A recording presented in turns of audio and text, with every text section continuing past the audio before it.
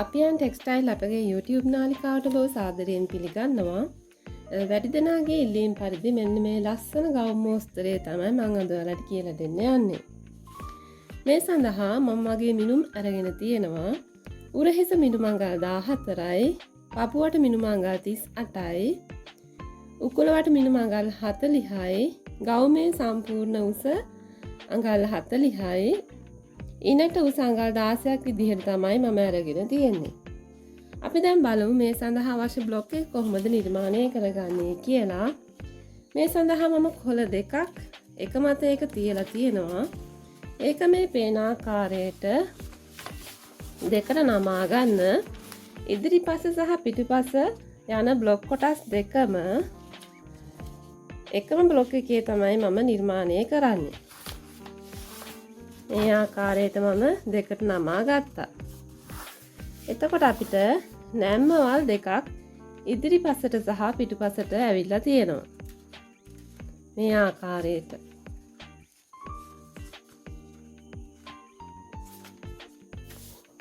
අපි දැන් මිනුම් ටික ලකුණු කරමු. මුලින්ම මම මේ ආකාරයට උරහිස රේඛාව ඇඳ ගන්නවා. මේ තමයි උරහිස රේඛාව. උරහිස රේඛාව මත මූලික කරපළල අඟල් 3ක් විදිහට මම ලකුණු කර ගන්නවා.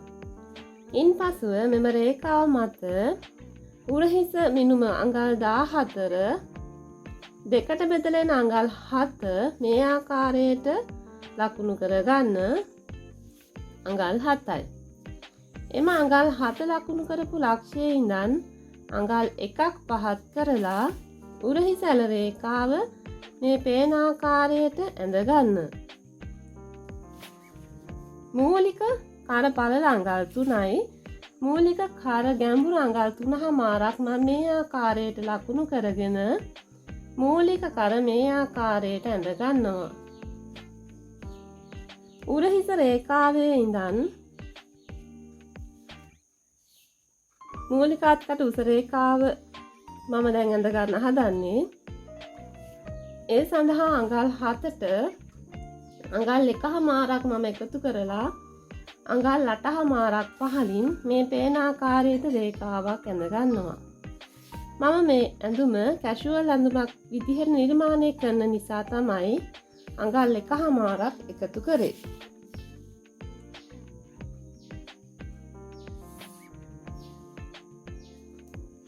ඉන්පසුව මේ අඟල් 7 රේඛාවට කෙලින් රේඛාවක් ඇඳලා මෙහි හරිමැද ලක්ෂය මේ විදිහට ලකුණු කරලා එම ලකුණු කරපු ලක්ෂයේ ඉඳන් අඟල් භාගයක් මේ පැත්තට ලකුණු කරන්න. මූලික අත්පට උස රේඛාව මත පපුවට මිනුම අඟල් 38 හතරට බෙදලා මේ සඳහා බුරුල විදිහට අඟල් භාගයක් මම එකතු කරනවා. එවිට මට අඟල් 10ක් එනවා. එම අඟල් 10 මේ රේඛාව මත මේ ආකාරයට ලකුණු කරන්න. ඉන්පසුව මූලික අත්කට මේ විදිහට ඇඳ ගන්න.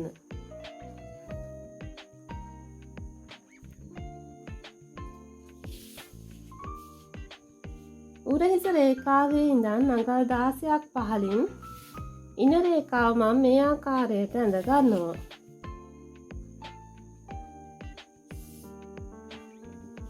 ඒ වගේම ඉන රේඛාවේ ඉඳන්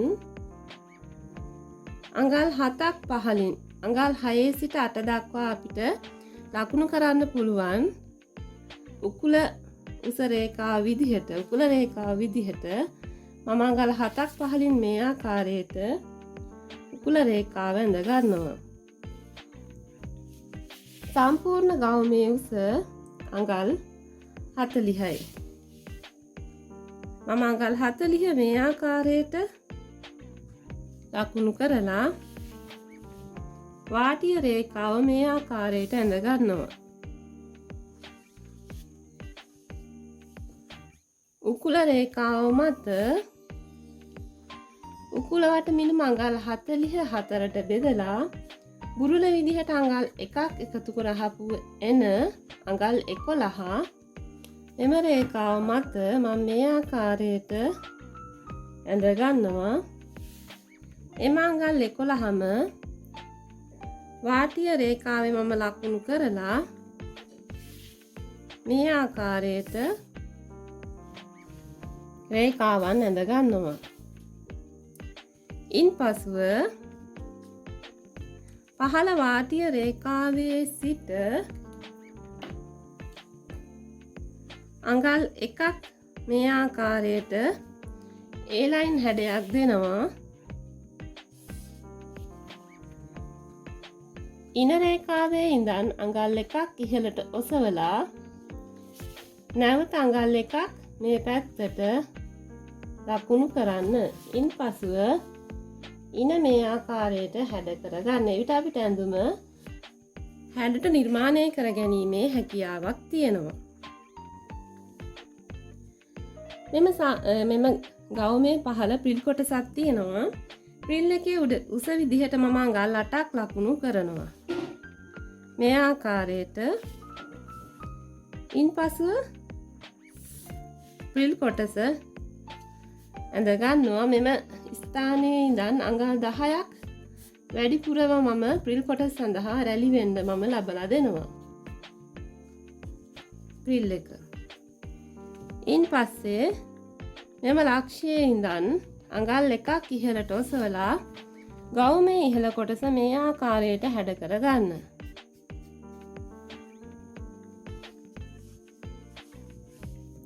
මේ තමයි ඉහළ කොටස එක. මේ පහළ කොටස ප්‍රිල් කොටස දෙවෙනි කොටස.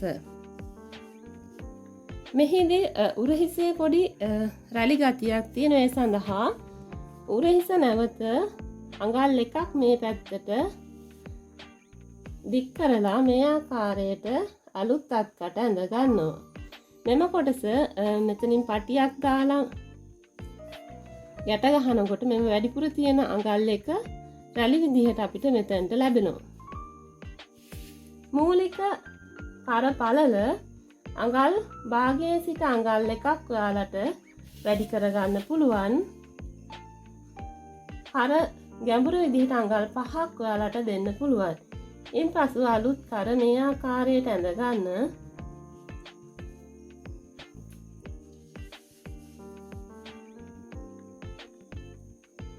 මේ තමයි ඉදිරිපස බ්ලොක් කොටස. දැන් මම මේකෙම පිටිපස බ්ලොක් කොටසත් නිර්මාණය කරගන්නයි යන්නේ. පිටිපස කර ගැඹුරු විදිහට අඟල් 1/2ක් මම මේ ආකාරයට ලකුණු කරනවා. අඟල් 1/2යි. මේ තමයි පිටිපස කර. පිටිපස අත්කටත් මම මේ ආකාරයට ඇඳ ගන්නවා.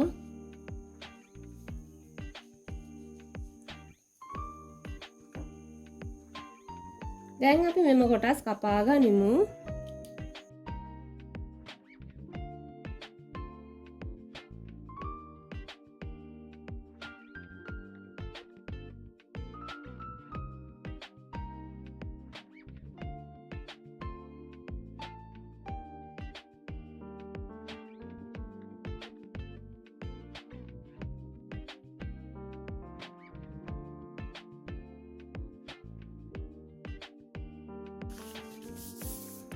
දැන් මම බ්ලොක් කොටස් ටික කපාගෙන ඉවරයි. මේ තමයි ඉදිරිපස බ්ලොක් කොටස. මේක තමයි පිටිපස බ්ලොක් කොටස.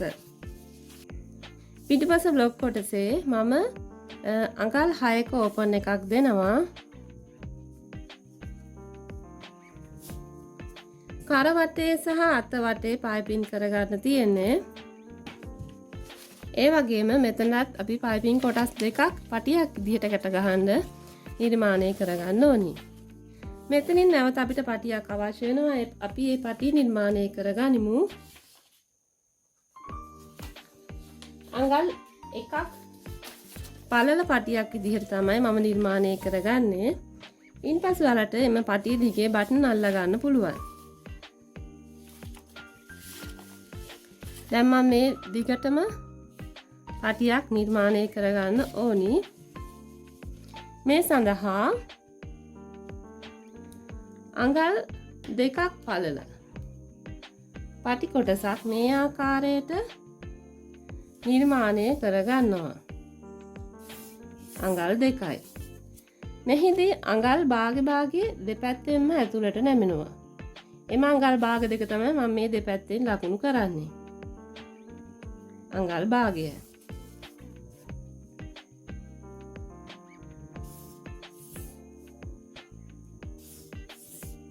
මෙතන අඟල් 1යි, මෙතනින් අඟල් භාගයයි, මෙතනින් අඟල් භාගයයි.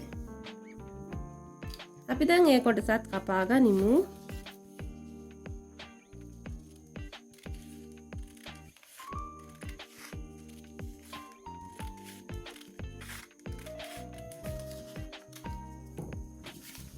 ඉන් පසුව මෙම අඟල් භාගය මේ පැත්තට ඇතුළට නමනවා. මෙම අඟල් භාගය අනිත් පැත්තට ඇතුළට නමනවා. පටිය දිගටම ඒ ආකාරයට නමා ගන්න.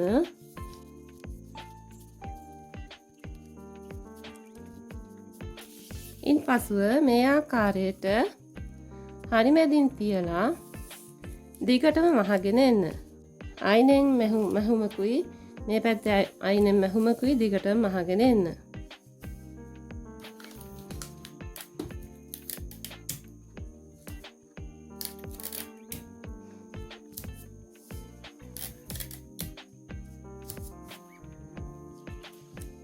වැඩිපුර තියෙන කොටස් මම කපලා ඉවත් කරනවා.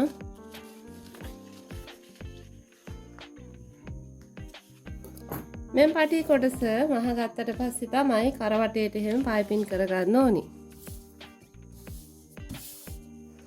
ඉන් පසුව පහළ ප්‍රිල් කොටස මේ ආකාරයට ගැද කරලා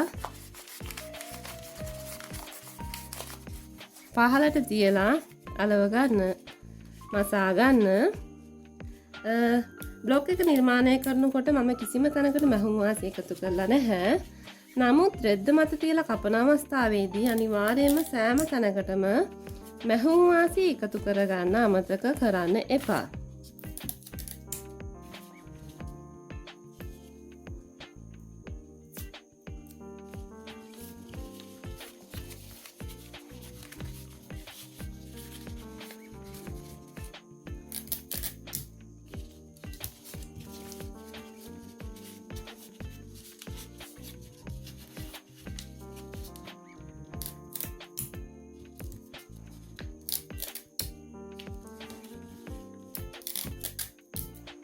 මේ ආකාරයට තමයි පිටිපස්ස කොටසෙත් ප්‍රිල් එක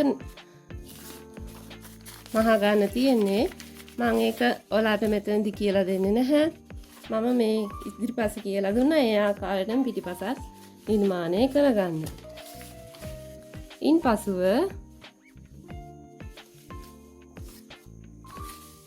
ඉහලින් අපි මැහුම් වාසි විදිහට අඟල් භාගයක් තියා ගන්නවා. අපි හිතමු දැන් අපි මෙතනදී මැහුම් වාසි තියලා තියෙන්නේ. අඟල් භාගයක මැහුම් වාසි මේ ආකාරයට තියලා තමයි කපා ගත්තේ කියලා. ඉන්පසු අපිට කරන්න තියෙන්නේ මෙතනින් මහගෙන මේ ආකාරයට මහලා දෙපැත්තට නමලා නැවත මෙතනින් මැස්මක් දෙපැත්තෙන්ම මහගෙන යන. එතකොට මෙතන හෝල් එකක් ඉතුරු වෙනවා. සිදුරක් ඉතුරු වෙනවා. ඒ සිදුරෙන් තමයි මෙතන පටි කොටස ඇතුල් කරගන්නේ. මෙතනින් හොඳට ටැග් කරගන්න. පටි කොටස ඇතුල් කරලා මේ හරියේදී හොඳට ටැග් කරගන්න.